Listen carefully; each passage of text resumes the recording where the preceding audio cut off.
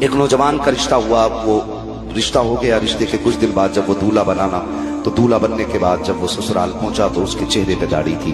سسرال والوں نے لاسٹ بات کہہ دی کہ جب ہمیں یہ لڑکا پسند نہیں ہے۔ کہا کیوں؟ ہمیں وہی چاہیے جسے ہم دیکھ کے آئے تھے۔ باپ نے کہا وہی تو ہے نا جسے آپ نے اپنایا تھا۔ کہا یہ وہ نہیں ہے۔ کہا کیوں؟ کہا کہ اس کے چہرے پہ داڑھی نہیں تھی۔ کہا پہچانو بیٹا وہی ہے۔ کہا ہے تو وہی، لیکن ہمیں داڑھی والا لڑکا نہیں چاہیے، اس سے کہو یہ داڑھی منڈا دے ورنہ ہم بیٹی کا نکاح نہیں کریں گے۔ جب اتنی بات کہی نا تو لڑکا دیکھتا رہ گیا۔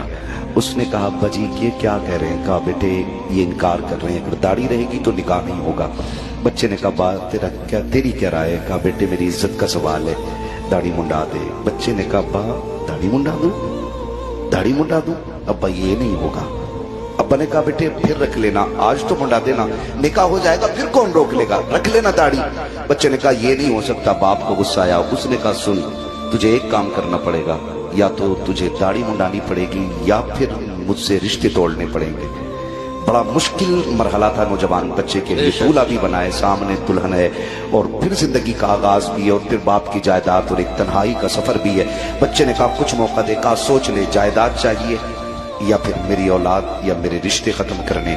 بچے نے کچھ دیر نوجوان نے سوچا، پھر اس کے بعد صحرا اتارا، کچڑے کے ڈھیر میں پھینکا اور کہنے لگا ابا جا تیری سلطنت تجھے مبارک ہو، مدینے والے کی سنت مجھے مبارک ہو۔